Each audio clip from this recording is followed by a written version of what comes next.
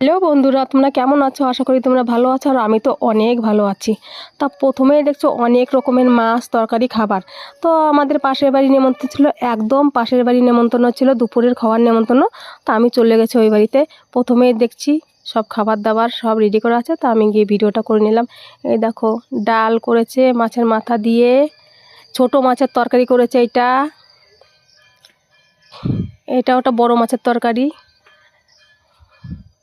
তারপরে করেছে অনেক কিছু রান্না করেছিল, কিন্তু এই যে লাউ পাতা বাটা করেছে কালো জিরা দিয়ে রসুন দিয়ে, এটা রুই মাছের ঝোল, এদিকে ভাত করেছে। আর প্রথমেই তো দেখলাম ভোলা মাছের ঝাল, মানে ভোলা মাছের সর্ষে বাটা।